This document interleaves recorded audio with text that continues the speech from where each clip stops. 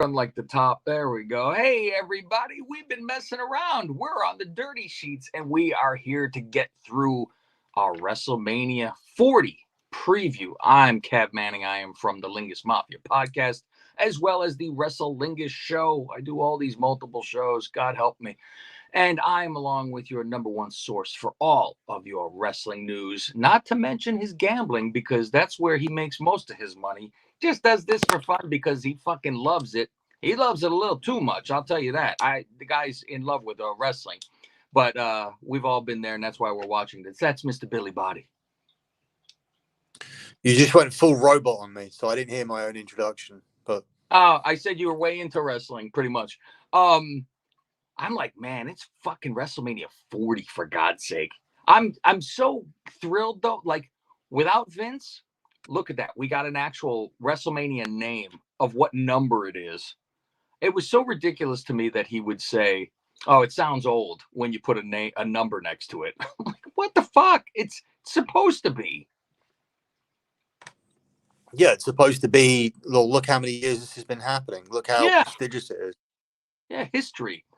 So that's why companies write established 1862 because they want to seem like they've been around a long time. Yeah. So you try, like, you don't want fucking a brand that's been around since 2020. Yeah, usually those are really shit.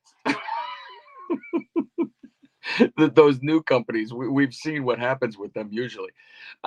Billy is actually the ones that aren't about making money or selling tickets.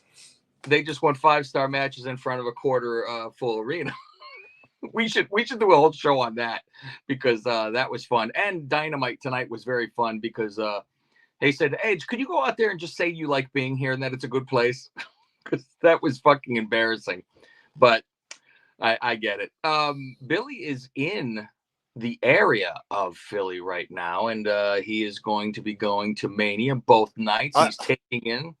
Go ahead. I can't hear anything you're saying. I don't know if this is going to be usable. Wow, on my side it's perfect. Like you haven't pixeled up or anything. So I guess we'll see what we could do. I guess.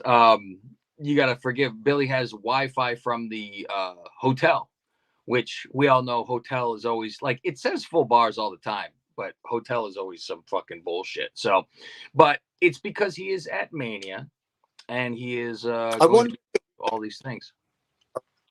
If I move like to the business center, if it's better downstairs. Do you want to give that a shot and we start it all over?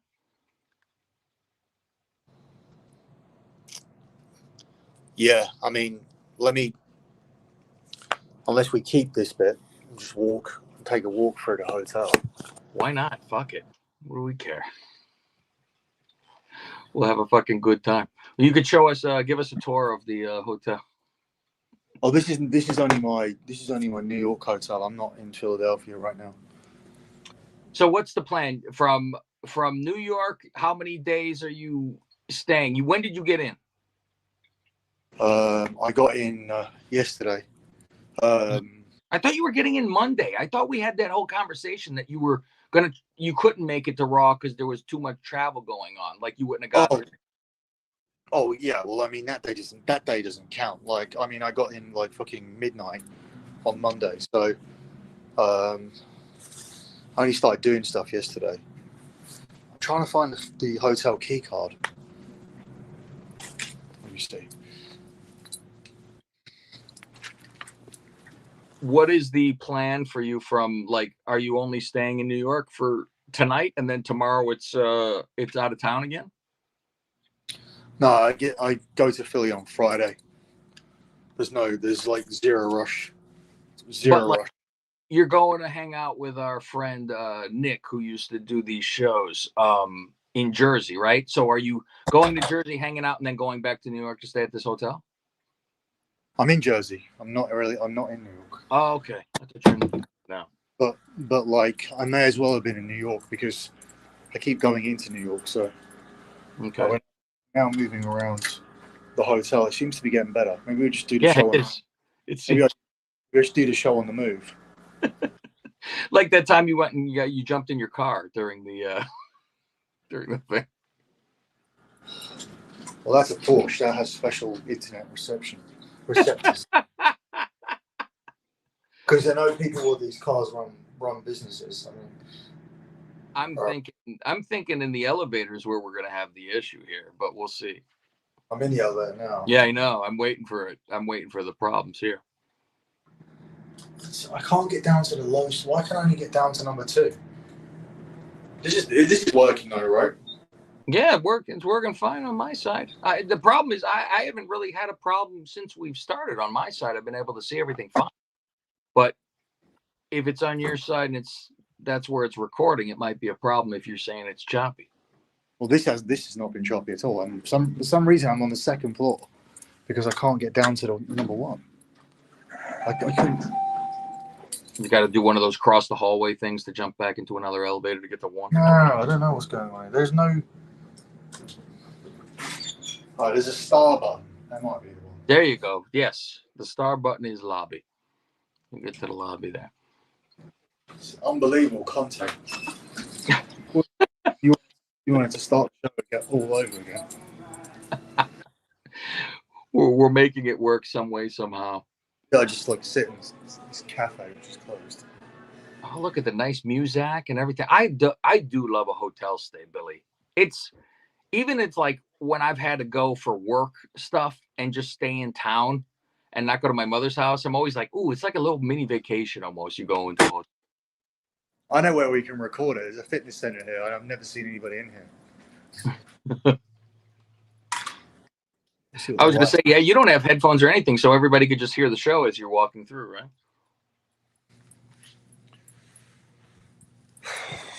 Wow, nobody there. No, it is late, but there was no one here. Either. That is 3 hours difference from me, and it's 8:00 here. So this might work. Okay, so let's get to the actual show. Thanks for staying with us, everybody, and fast forwarding maybe because you wanted to hear every luscious word we had to say. But we're going to give you a rundown of WrestleMania and give you some of our thoughts and picks and everything like that leading up and go through night 1, night 2. I just wanted to get a little bit of Billy's itinerary while we were getting ourselves settled in when he's going everywhere and doing everything. Do you want to shoot a little bit about what you're going to be going to, like where you're going to go and do and what your plans are? I'd rather do that after, just because last year I was stalked by a little rat cunt and who's obsessed with Sap, someone that's one of the women that Sap cheats on his wife with.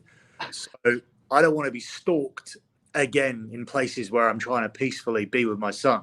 That's the one that ran next to you, held the phone on the floor, never said a word to you, and said you ran away, like you would know who the fuck was standing next to you. I didn't know. I didn't even know. Yeah, that's the greatest. That is the greatest. She I'm gonna go over there and ran real quick and stood there like you would know who the fuck it was. It's fucking unbelievable. All right, but I'll run through. I'll run through like some of the. I'm going to be over the next 4 days when I'm there I'm around Friday to Monday in Philadelphia. I leave Philly on Tuesday and come back to New York for a day. So just to get my flight. While I'm there, Austin will be doing a meet and greet with CM Punk.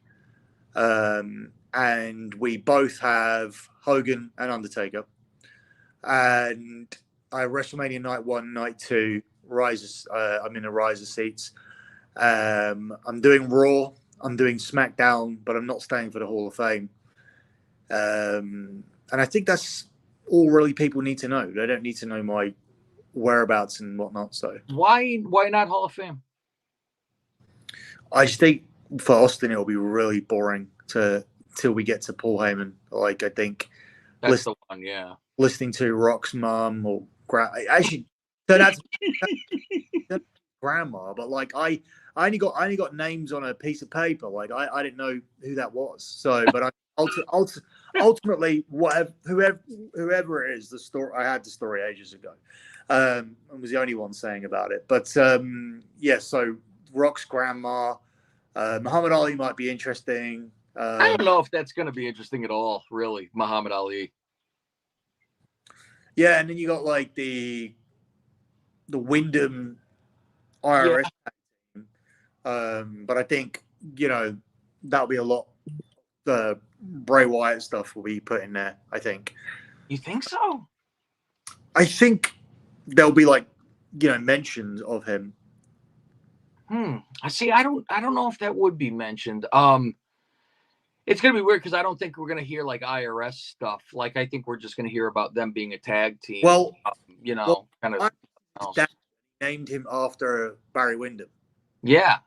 So yeah. you would imagine that it would come up. And then you have, who else is going in? Bull Nakano. Yeah. I just don't think that, there's no way Austin can sit through it. And I personally would only want to see the Heyman thing. So I can catch up with that on Saturday at some point. So, yeah, I think we'll do SmackDown and then leave and try and get an early night. I mean, I've got WrestleCon too, but just Demolition and Sid. That's it, really. Like that. It doesn't sound like loads, but like it's very, very like time. How much do you think you're putting into this whole trip total? I could tell you. I know how much I put into the trip. Oh my God, how much is it?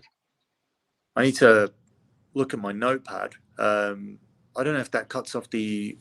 Yeah, we'll do it on another podcast where people can listen to us at the Dirty Sheets. Look for Dirty Sheets on Apple as well as wherever you get your podcasts, and you can go to dirtysheets.com if you have like the Android, and that's where you're going to be able to listen to the shows over there because there are pay. You get a little bit for free if you just type in Dirty Sheets. You'll get the first 15 minutes of the podcast, and then it's come on over for the subscription. So if you guys want to listen on audio versions when we do this every week, that's where you're going to want to find it. So the content itinerary is the more important thing. I just want to run through quickly. So this is your generic WrestleMania preview where we're going to run through the matches, predict, talk about any surprises, what we're looking forward to, what we think we might be able to piss through, or get food during. So this is that. Tomorrow there will be a top 10 list exclusively for patrons and subscribers because I know we're doing the show for free on YouTube to reach a wider audience and whatnot. But that's obviously going to draw complaints from people who have supported us for the pay content for a long time. But it's also been a while since there's been a top 10. So I didn't want to do the usual, these are the top 10 matches, these are the top 10 moments kind of thing that we've already done and we've already got it in the can. There may or may not be things that we could add over the last 2-3 Manias since we did that. I think we did that during the pandemic.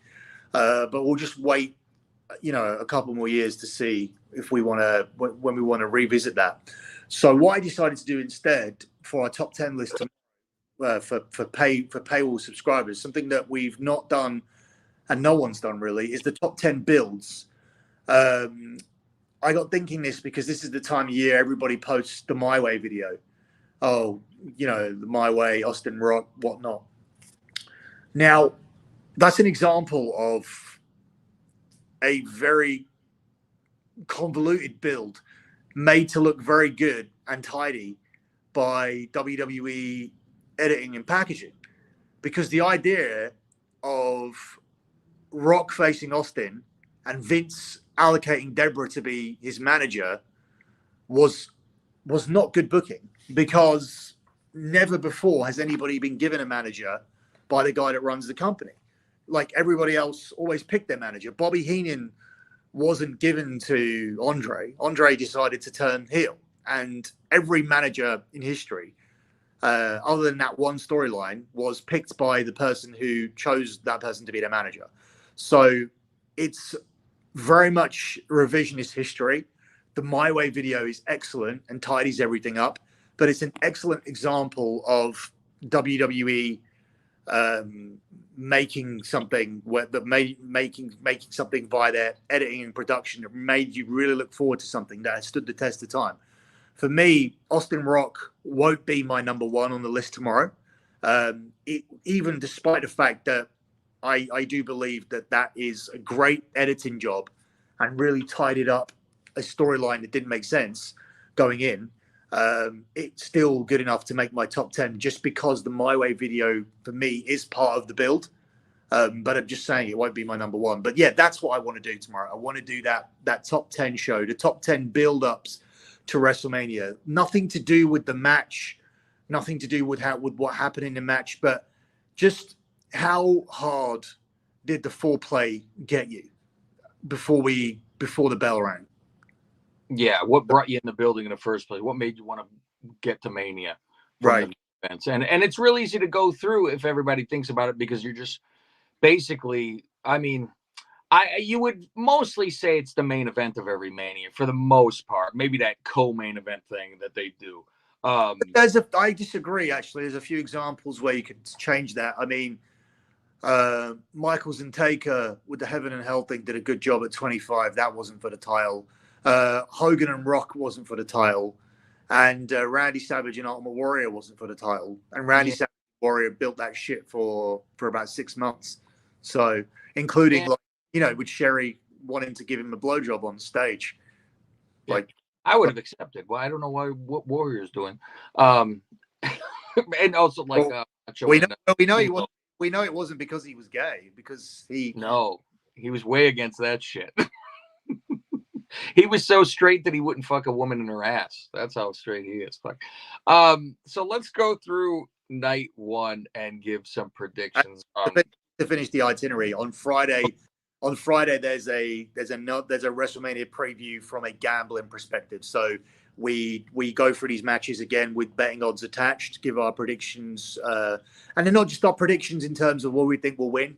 They're more along the lines of, we may say, for example, we may think one side will win, but we may think the odds on the other side are too good to not have a sprinkle on. So yeah, we may, for example, think that Balor and Priest are retaining, but there may be really great odds on Austin Theory and Grayson Waller, for example, that we might want to bet on. So yeah, we'll go through that on Friday, and that will be on the Sports Gambling Podcast Network. So 3 platforms: YouTube right now, Dirty Sheets tomorrow. You'll get a little snippet. As we're running through the list, you'll get my 10th, 9th, and 8th choice. You'll get Cab's 10th, 9th, and 8th choice. But selections 7 to 1 will be behind the paywall. And then the Sports Gambling Podcast Network is where to go for the betting odds. So yeah, now you can roll on with this show. All right, let's go through one of the matches here, and I'll try to start with like lowlier shit matches, and we'll work our way. Are you going night 1 to night 2? I'm doing night 1 to night 2. Okay. So the first one, I'm saying probably the shittier match on here is the Mexicans versus the Mexicans, and it is Phantasm versus LWO, which was a very odd setup the other day, where it was like, I'm almost thinking that Dom is going to leave and have a whole faction where it is just Mexican, because don't you feel like something's going on where they're like, hey, how come you're not telling us? You keep doing these things. And then he's buddies with those guys and stuff like that. So I feel something is up where he's going to be like, I'm like, is Judgment Day going to be done now? Is this going to be where they all just separate and go do stuff? If that's the case, poor JD has nothing to do. And I almost feel bad for Finn Balor too, because they're going to be on the odd men's out. So then we have Mysterio, who goes, how about a tag match? And it's Santos and Dominic against Ray and somebody of his choosing, which was very funny that fucking Dom said, so who's it going to be? The little guy, the guy with the hair, or the non-Latino? That was fucking great. Calling out the Filipino that's in the fucking LWO. And he says no, which I'm assuming it was Carlito, right? Or I'm like, how come they're just not having a 10-person tag match? That was weird to me too. And then get everybody on, and also you have to have the 3 guys there but standing behind him, where Ray basically said, no, it's none of these 3 idiots who've been underperforming. Yeah, have been underperforming for the last 2 months. Like, I'm not going to pick any of these. I want to win. I actually want to win the match. Like, which kind of makes you wonder, how Carlito's going to take that, because initially there wasn't actually, sometimes where you see a hint and a little clue, little nugget, Sure. whatever. I didn't see Carlito reacting to that. He kind of just smiled and took it on the chin. Yeah, he's a good guy. He's like, yeah, we're a team. Let's fucking go. So they bring out Dragon Lee, who's the newest thing, I guess, and he's pushing him as the greatest new luchador, whatever the fuck. So this is going to be the tag match with Ray and Lee, which I find that to be a great Mexican last name, Lee, going against Santos and Dominic. To pick a winner, almost, you go, I don't care for one, but I'm assuming you gotta almost have Ray's got to get his revenge on Santos after all this shit. So I'll go that way.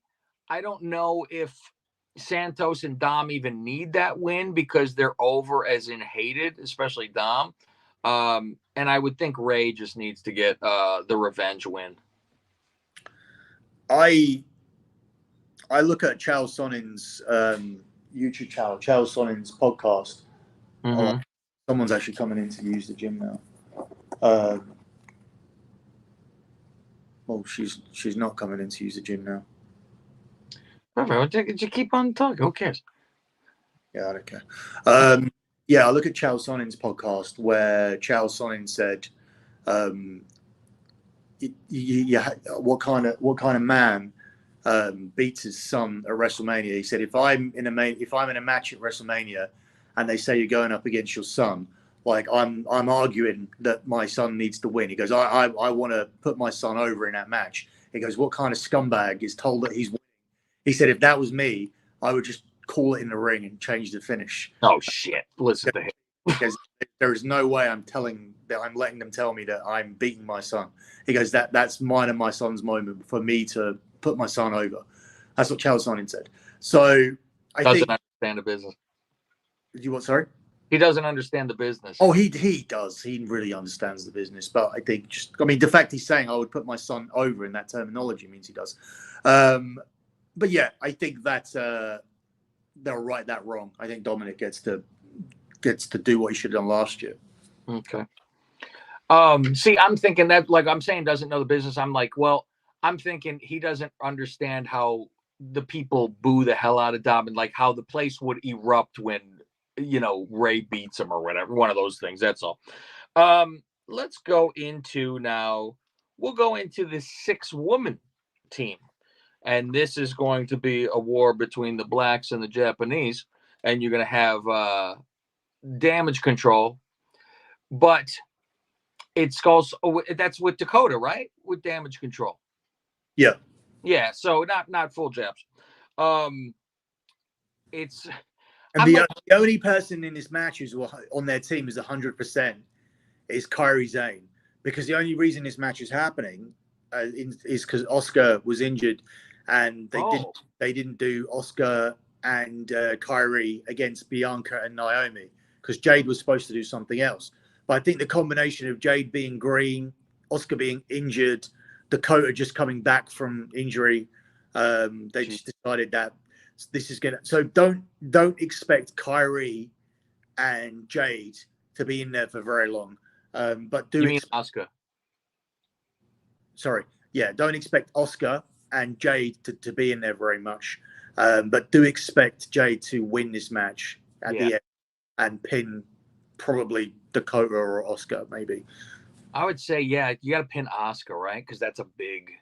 Or do you save that maybe and you pin Kairi or somebody like that? Yeah, I agree with you. Obviously, they're going to be the ones who win. Jade's got to win. And I was wondering why. I'm glad you said that because I had no idea there was an injury. Because I'm like, how come they're not defending the titles against... I thought it would end up with Bianca and Naomi because at first we thought it's going to be Bianca and Tiffany. And then that just doesn't happen. And now Tiffany's not in this at all in Mania? Yeah. That's a shitty thing. And they're not doing a Mae Young Battle Royal, only the Andre this weekend. Yeah, only the Andre, yeah. I mean, it was definitely looking like it was set up to be Bianca and Tiffany. And then I think that they looked like they were in between that and Liv Morgan and Tiffany. But to have Tiffany and Liv off Mania is very odd. That is very odd. I'm still expecting like Liv to maybe do something here. So let's get into the tag match, the tag ladder match.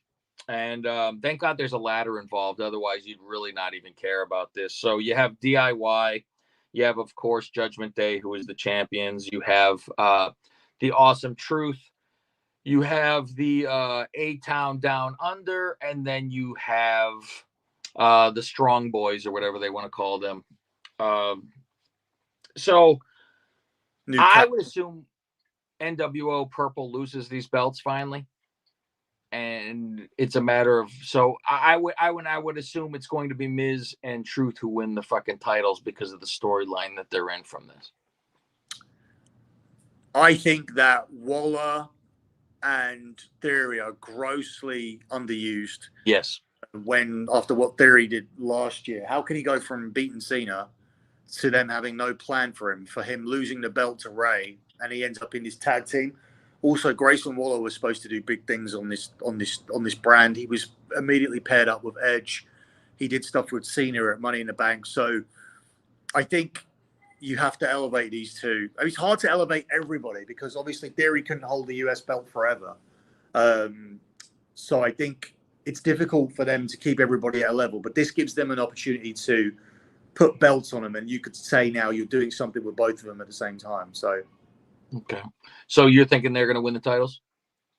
I'm thinking that if you have to pick someone to win in the title change, they would be the best choice for me. Okay. Let's go to Rhea and Becky. People are like, oh, what a great build. I don't find this to be some great thing. I find it odd that Becky's screaming about, you talk about my kid. And like, what did she say? She said, you need to tell your daughter when you're home from now on because I'm going to beat you up. I'm like, she didn't like insult the kid. I don't know what, they're trying to make something out of something. And I think it's just been bad acting. I would assume Becky wins this just because it's Mania and Rhea's had the belt for so long and Becky has not had it for a while. And this would be where you would change it. No, I think the story's telling you that Becky's too emotional.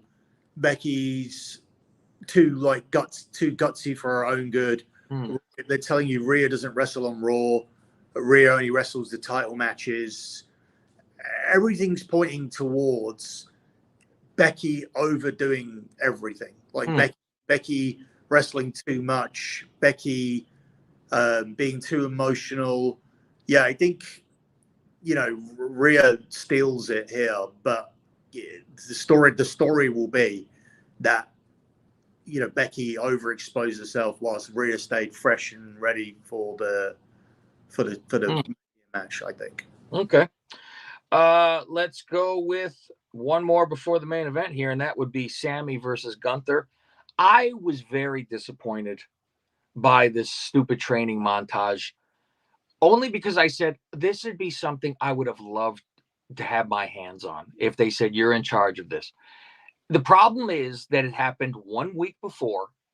This should have been at the scary least 1 month of him doing this training and gearing up with they copied Rocky word for word with the, I'm scared. Okay. Is that what you wanted to hear? I'm scared. I go, it was fucking word for word. I'm waiting for him and Apollo to run on the beach. So it's a lot of that. And I was like, you know what? They should have kept Sammy all covered up like they did Rick Rude for SummerSlam and just roid him out and get him all fucking ripped. That's my problem with it. So I think if you're going to be doing this training, now have more access to a wider range of people in in terms of that type of training. You have now access to the MMA world, where you have people there who can train you for a weight cut. Yeah. I'm not saying that he should go on a dangerous weight cut, but if you have 4 weeks, then they should be saying to Sammy, look, cut down on the cheeseburgers, the carbs, and you really have to you really have to lose 20 pounds. Like, you really have to lose 20 pounds. You really do need to go on the treadmill. You really do need to cut down. You really do need to go into saunas. You really do need to, go into Mania without any water, for a couple of days, Sure. before. You need to actually train and do everything. Like you need to look like you've really cut. We need to go for that real look a month out. If he comes in, soft like Sammy is, Yeah. Then what does that say about him? It's the problem for me where they could have really dug in and like have him get ripped, but also bulk up. Remember when Carlito came back? You were like, "What the fuck is this?" Like he was shoulders and everything like that, and Sammy's not. Sammy's a normal fucking guy at the beach, So that could have helped. Sadly, I think Sammy's going to win the title. I pray I'm wrong about this. I don't want. After all of this is how Gunther fucking loses. And I don't even know if they can use the excuse that, I took him lightly and he got me. Because he's always been the guy who's like, no, serious and I don't fuck around and everything. So I'm like, it's just going to be a shitty way to. The person who dethrones Gunther is this. It doesn't. No offense to Sammy, but fuck, man. Yeah, I think Montreal's the place. I think we could get something where Chad Gable throws a towel in or some shit out of this without Sammy. I think Sammy gets out of this without Gunther gets out of this with the belt, but Sammy comes out of this with validation for a rematch. I think that's where we'll go, and I think that rematch will be in 2 weeks in Montreal. Okay. Where we will see a new champion. Because then we gotta they're going to Germany eventually too, right? So we need Gunther doing something there, which will probably be against someone else for a title. Here's their main event of the night one, and it's Rock and Roman versus Seth and Cody. I think this is clearly set up for Rock and Roman to win this match because of the stipulation where they get bloodline rules if they win. I think it almost, they could leave them laying like they did on Monday. That's how they like dead in the ring afterwards. And it's like, oh my God. And I would actually like if Cody was the one who was pinned to give more drama. Like, Jesus Christ, he got pinned right before his biggest match and this and that. I assume Seth Rollins gets quote unquote hurt, because that's what Drew was always saying. Like, what are you doing? You don't give a fuck about my match. You're, risking this and that. So I think that's that later excuse that he'll be hurt during that match. But I fully expect I don't even know if it would be a cheating way, but maybe a little bit because it's bad guys, just because. But I assume that they are like beaten down pretty good, like Cole said at the end of like Raw, where he was like, you just can't beat these two. Yeah, it does feel like a little bit like the night one will end like a go home edition of Monday Night Raw, where where you're just using night one to set up night two. But I don't think anybody will complain, because obviously, as per usual, in my opinion, night one is the stronger night when you look at the two cards. And I'm happy with Rock and Roman going over. The only thing that concerned me is how emphatically they have owned the build. You've had Cody bleeding last week, and now you've had them both laid out. Normally, if you didn't have a night two, you would be taking Cody and Seth to win, because that everything in the build says that they win. But we know we have a night two, so essentially you're just using night one as another vehicle that promotes the revenge that's coming in night two, because we know it's very odd. Wrestling rules dictate that you stack the deck as high as you can. So whilst they're turning around and saying bloodline rules is to their advantage, we know that Cody wins with the deck stacked as high as possible. We know that Cody's more likely to lose if Cody wins on night one. Yeah. Because in the straight wrestling match won't be a straight wrestling match, because they'll cheat. And on the bloodline rules, where Cody's the 100% underdog, all throughout this, we've heard Seth say, "I've got a plan B." Cody's always prepared, and also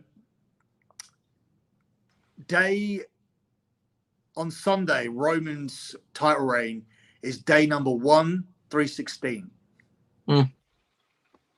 So I don't know. Take what you want out of that. All right, night 2. Did you know that? No, I did. I saw that you texted that. But yeah, I didn't. And I really think it should have been not Seth the whole time. I think it should have been Austin too. It would have made more sense to me.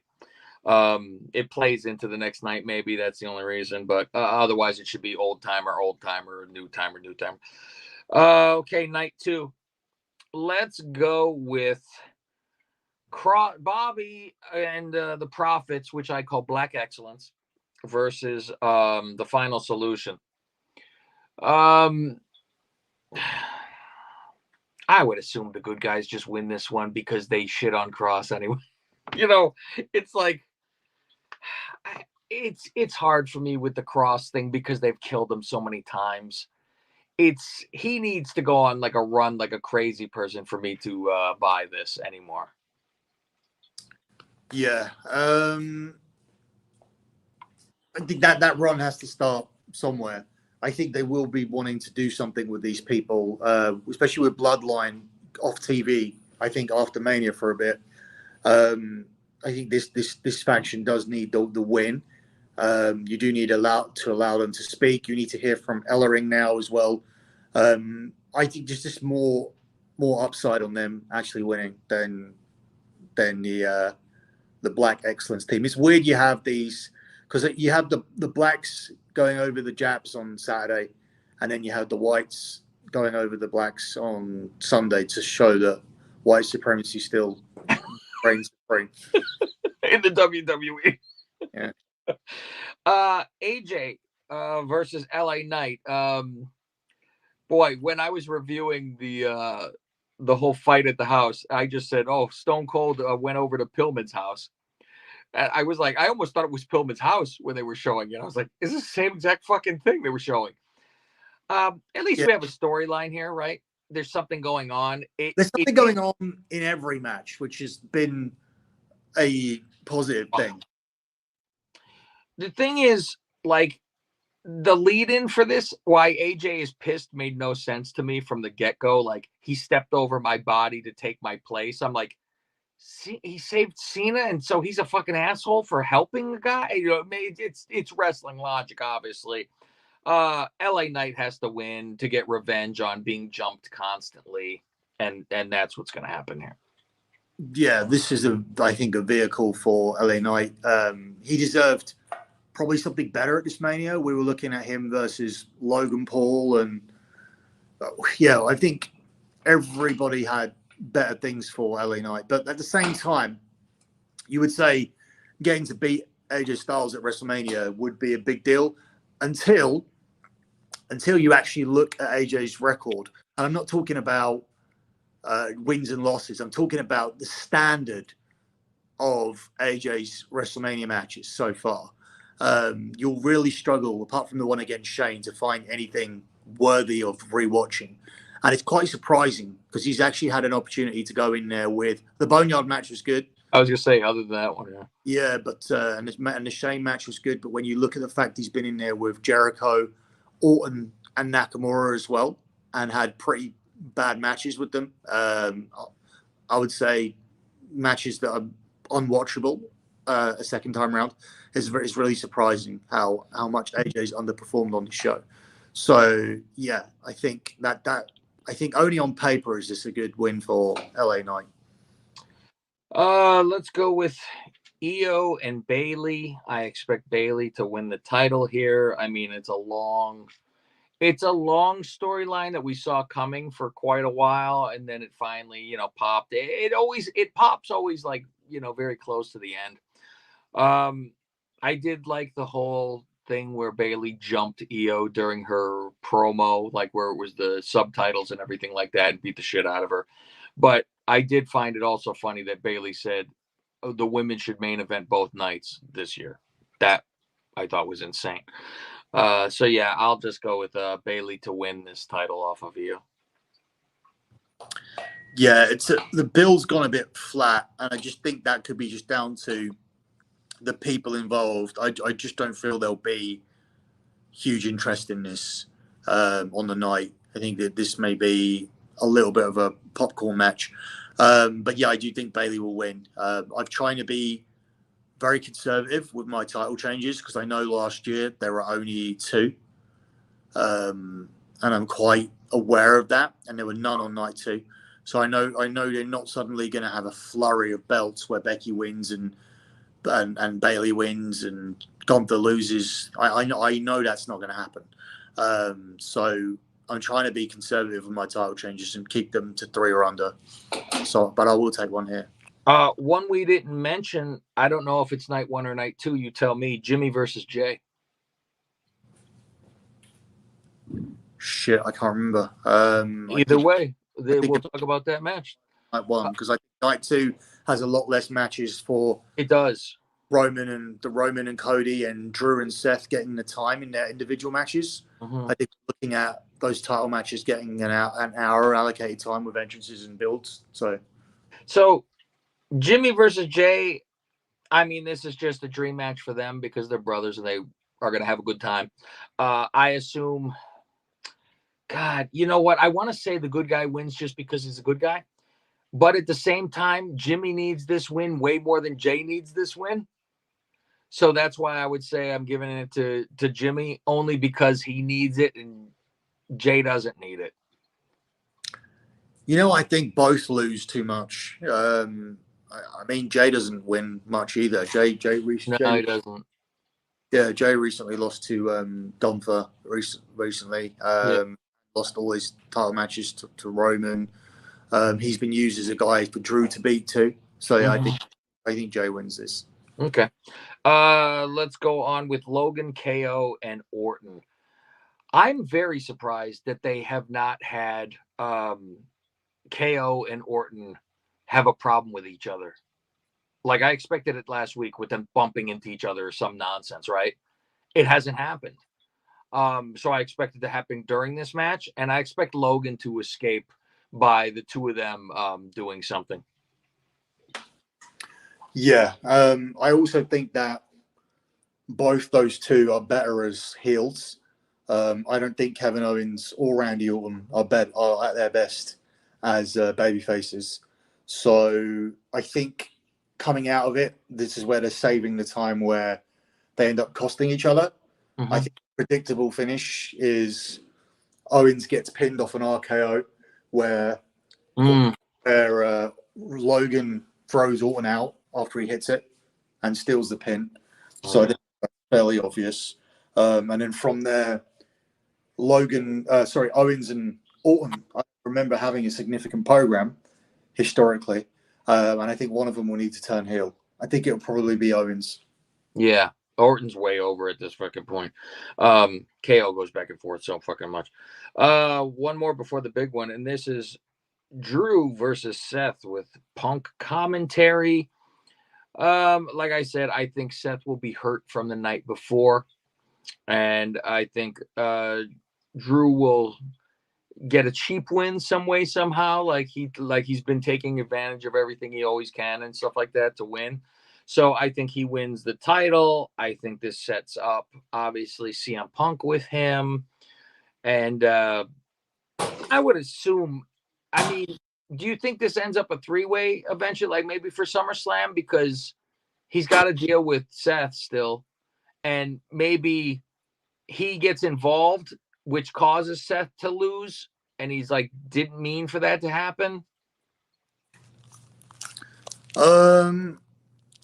You mean what? In like Punk costs him the match? Yeah, like he gets up on the ring and like he's distracting, and Drew takes advantage of it, and it's like, shit, I didn't want Drew to fucking win. One of those things, right? But he doesn't give a fuck about Seth either. Yeah, it could be. I mean, I don't think Punk's going to apologize for whatever he does. It wouldn't surprise me if Drew doesn't win. I do think he will, but it wouldn't surprise me if Drew doesn't win. You're just going to a straight Punk and Drew feud without a belt involved, and the winner gets the next shot. Yeah, because he could fuck him over and make him lose and be like, "Oh, isn't that fun? How you cost people mania or something." He could really. It could be a I good would thing say, that he fucks Drew. I would say initially that was probably the plan. I think Drew was just in here to fill in as a time killer, but Drew actually got over. Yeah. And if Drew doesn't win, you're telling people it doesn't matter if you got over. We got plans here. Like we've already decided everything. You can't run a wrestling company like that, because we already have one wrestling company that runs that way. Who already decided that they were going to give their belts to Jericho and Hangman and Moxley, and none of them drew any money. So yeah, you can't run a wrestling company like that. You need to go with the hot hand, which is Drew. So that's why I think things would be changed for at this point for Drew to win. So the main event, I've gone through multiple ways from when it even started the storyline. I said, "Oh, Rock is going to turn on Roman and be like, fuck you," on the way out and cost him the title. I think they can have a miscommunication on a little miss. Yeah, but I don't think. But yeah, go on. Sorry. Well, yeah. So that went out the window when he killed Cody, and I said, well, now he's not going to be like, "Oh, I was doing this for you the whole time," because you go with the L instead of the fucking number 1. I'm thinking that had something to do with, but I'm like, I don't think it is. I think it's just Rock fucked it up. Reading too much into it, So the Iggy's I've heard for just people predicting, not like real people saying anything, but it was Priest cashing in, which fucks over the Cody thing, and it's like, oh my fucking god. Or Priest some way gives that case to Rock. I don't know if you could work a way where it's he's the boss. He fucking guaranteed me this, and this, and paid me this, and this. So he gave him the fucking briefcase, and Rock gets in this fucking match at the end of it. Or if there's the cash in after Cody wins and still fucking beats the guy who cashes in. I'm assuming Rock and Cody go in SummerSlam. Like that would be the fucking match. But I think it's like I've gone back and forth with, does Cody fucking lose? Because doesn't Roman have to get to like to beat Hogan? He's got to get like through SummerSlam and shit like that. And I'm like, they're that close. But I don't think they could do it. I think they have to have Cody win this fucking match.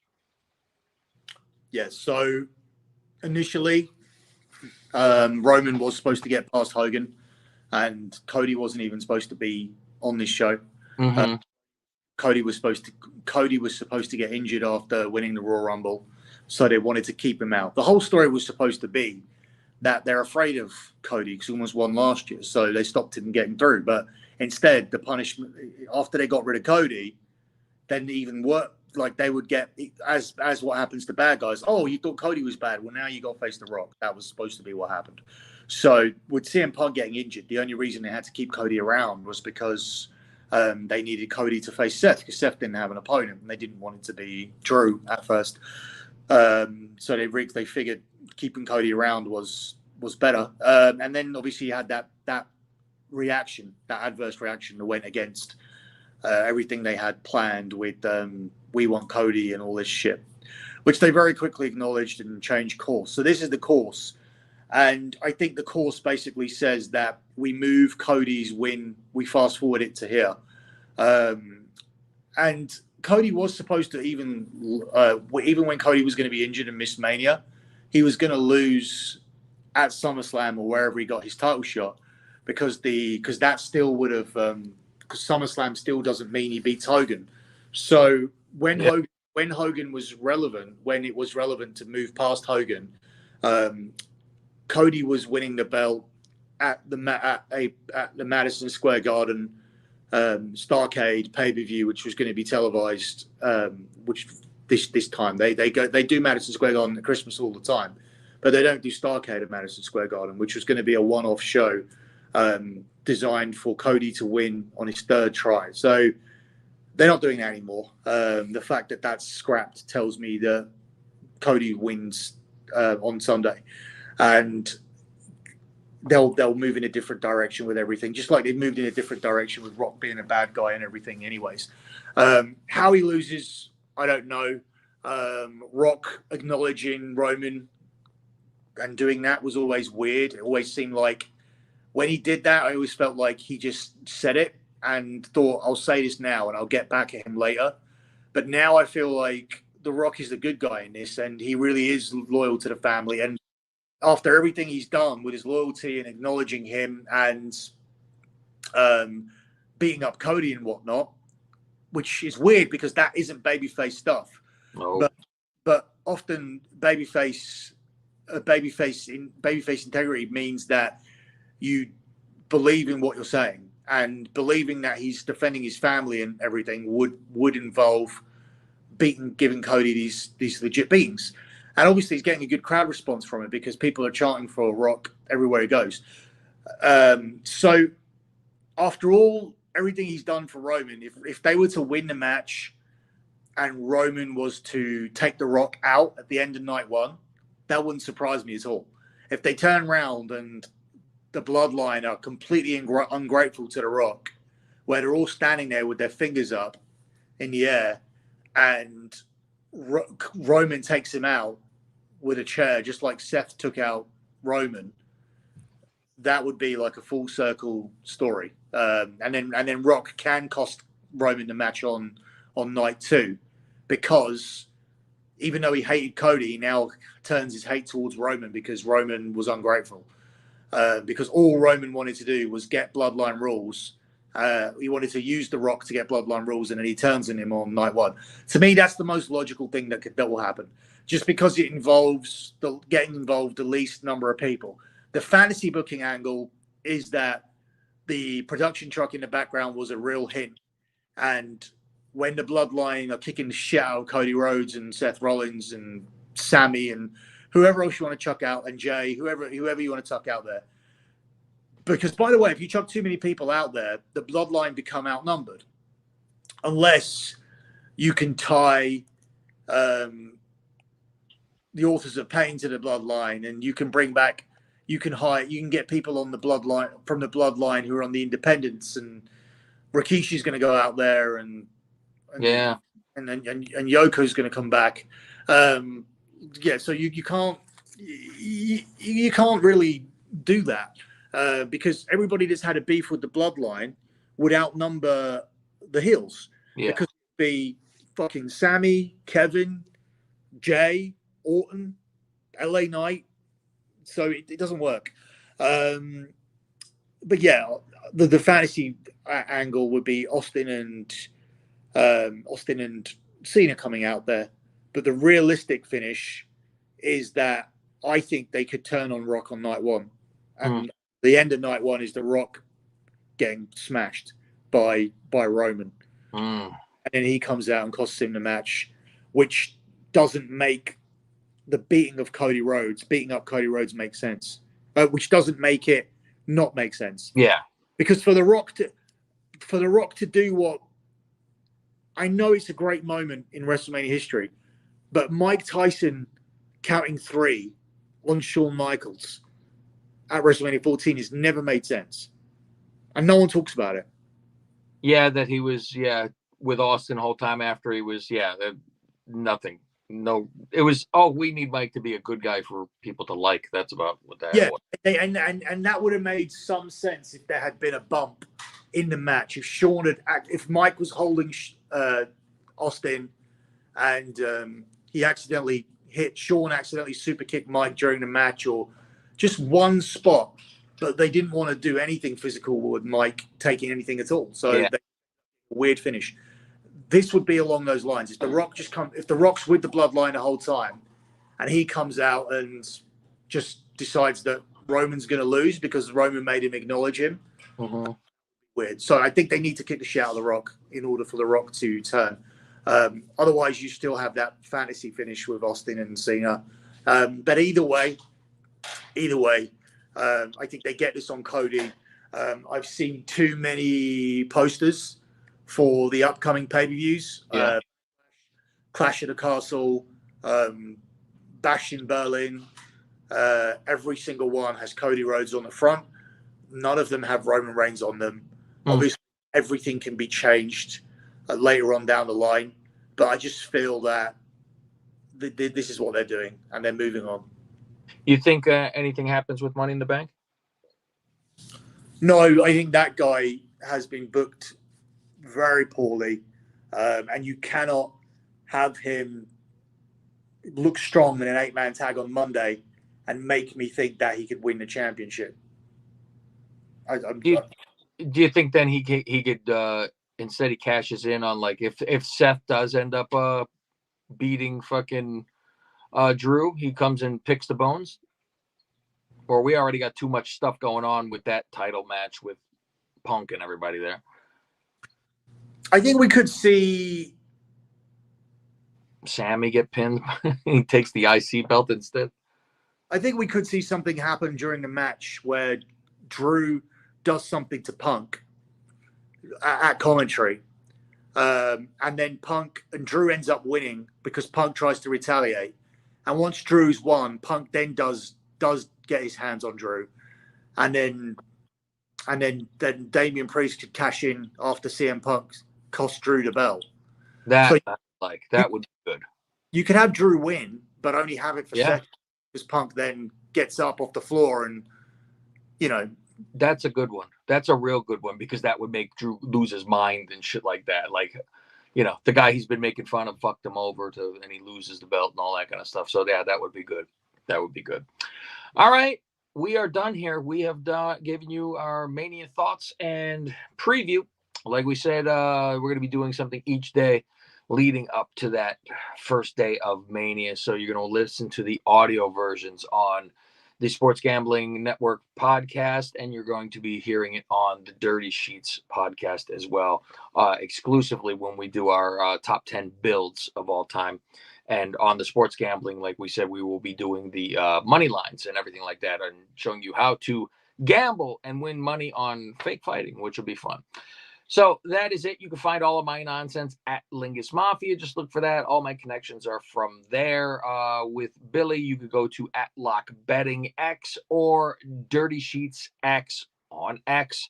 One thing, it's such a big topic this week, and even with CM Punk saying this week, I don't know what AEW is about. It's not about making money or selling tickets. Maybe it's about good matches. Yeah. If you were to pick a match that old Dave might give 5 stars to this week, like this weekend, if you're taking away build up and storylines and everything, what match do you think might be the best match? Oh God. You know what? Probably Logan, KO, and Orton. Oh, really? Yeah, because Logan's always so fucking good. And the other two are very, very good too. And I'm like, I always enjoy a 3-way match because there's never any like resting. It's constant going. So I always enjoyed the 3-way match. And just Logan being that fucking good with Orton even there, that's a fucking level. I think Cody and Roman could be good because of all the shit that goes on. I don't know if you technically a match would be good, but there's gonna be a lot of shit going on, which makes it a good match to me. If you're gonna do stereotypical, these are good holds and shit, then no. So I feel the crowd will be most into both main events on both nights. Mm-hmm. I think you're going to have a Rock Hogan kind of situation with those two. I think that Becky and Rhea could really get the crowd going and be a top 5 women's match of all time, given that I think it will get to open night 1 and it will really have benefit from that placement. And Dave will give the high star rating to Sammy and Gunther. Oh, see, I'm thinking even the ladder match would be a great one, because that, like, I could care less, like I told you, unless there was a ladder involved in this match. Mm-hmm. And people, car crashing and stuff like that. That could be fun to watch. So that's another one. All right, kids, that's it. We are out of here. Billy's going to continue on in the gym and not go to sleep. He's just going to stay there and continue. So he's got to make room for the Philly cheesesteaks, which I would love to have a Philly. That's one reason I won't even go to Philadelphia. I want a cheesesteak. All right. Do you know kids. the worst Philly cheesesteaks are in Philadelphia? I heard. Really? The best. I mean, there's two different kinds. There's two different places that are. They have the best place, but they also have a lot of the worst because everybody's doing them. Yeah. You have to be really careful where you go. You have to really ask around and get the good spot. I think one is called Ray's, maybe. Because I know there's always pizza for New York is Ray's too. But yeah, there's two that are supposedly really good. They're like known. One has a cheese sauce and the other one has cheese itself, something like that. I don't know. That's it. I'll be having super nachos. That's my plan. That's what I'll be doing on whatever night I'm deciding to do it. So that's it, kids. Hope you enjoyed the hour. We will be back audio for you the rest of this week. Take care.